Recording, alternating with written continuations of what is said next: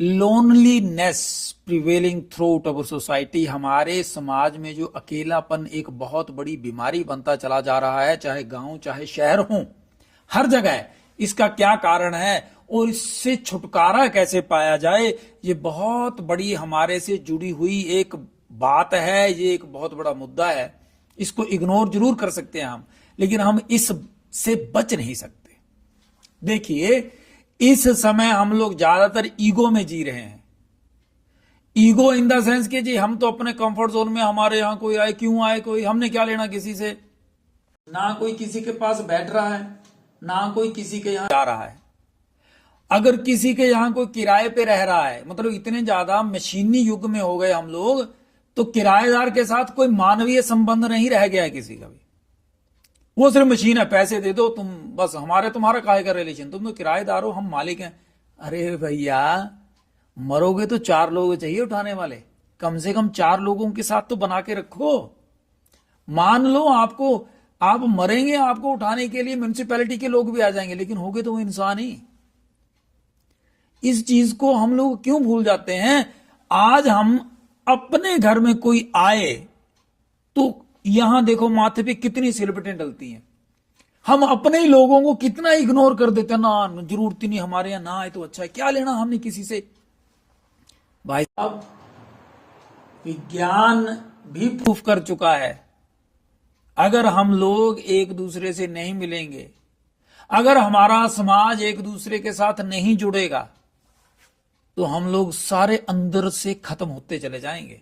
पता भी नहीं चलेगा कि आप डिप्रेशन का शिकार हो गए, पता भी नहीं चलेगा डिप्रेशन के कारण आपको कौन कौन सी बीमारियां हो गई। आदतें बदली और ये शुरुआत होगी महिलाओं से। भारत का समाज, भारत हिंदू खास करके हिंदू समाज अगर जुड़ा हुआ है, हिंदू धर्म अगर बचा हुआ था, तो औरतों के व्यवहार से, हमारी लड़कियों के व्यवहार से इन्होंने घरों को जोड़ा हुआ था। अब हमारी दिक्कत क्या होगी कि लड़कियां नहीं, ये तो लड़के हैं, और लड़कियां लड़के बन गए।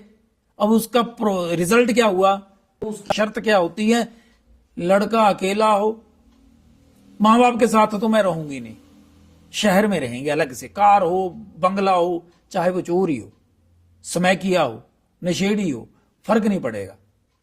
ये चीजें शर्तें चाहिए, काम कुछ नहीं करना मुझे। क्यों हालत हो गई है हम लोगों की, दुखद है ये।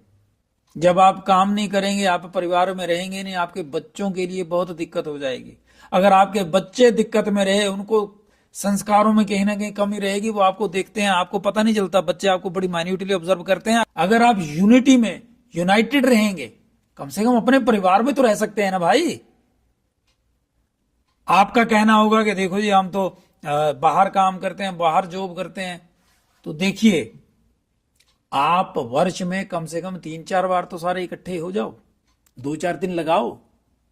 हॉस्पिटल में जब दाखिल होते हो तब छुट्टियां नहीं मिलती है ना, ऐसे भी निकालो ना बिना हॉस्पिटल में जाए, घर में इकट्ठे हो जाओ, एक दूसरे से बात करो, एक दूसरे से पता चले, आपके बच्चों को पता चले किसका रिलेशन किसके साथ है। मैं अकेला नहीं हूं, मेरे साथ तो मेरा परिवार है।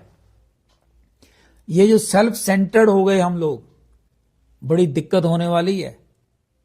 और आपको ये सबको पता है, आसपास अपने देखो, पहले शहरों में था डिप्रेशन, अब गांव के घर घर में होने लग गया।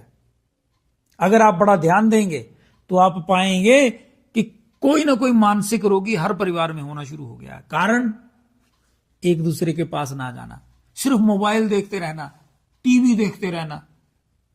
इसके अलावा भी तो दुनिया है, बाहर निकलिए।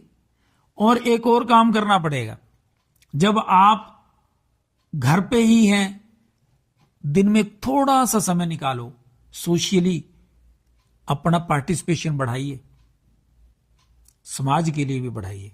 इसी से आपका रिलेशनशिप बढ़ेगी। अकेलापन दूर करने का सबसे बड़ा यही तरीका होता है। हर जगह प्रॉफिट और लॉस ही नहीं देखा जाता, और अगर प्रॉफिट भी देखना तो हेल्थ से ज्यादा प्रॉफिटेबल क्या चीज होती है। पहला सुख निरोगी काया, घर बिच माया तो दूसरा सुख है। तो दूसरे सुख के लिए पहला सुख जरूरी है, निरोगी काया। उसके लिए सामाजिक होना पड़ेगा। सामाजिक अगर हम लोग प्राणी हैं तो मेरी प्रार्थना है सबसे, आप कोशिश करिए, कम से कम अपने परिवारों को जोड़ लीजिए। बांग्लादेश में हिंदुओं के साथ क्या हो रहा है, मुसलमानों के साथ क्या हो रहा है, इसकी चिंता बजाय अपने परिवारों की तरफ देखिए ना। आपके अपने परिवारों को कैसे आप लोग, हम लोग इकट्ठे होकर के तोड़ रहे हैं, कितने दूर चले जा रहे हैं एक दूसरे से। अपने विचार जरूर प्रकट करिएगा, बताइएगा आप क्या सोचते हैं इस मुद्दे पे।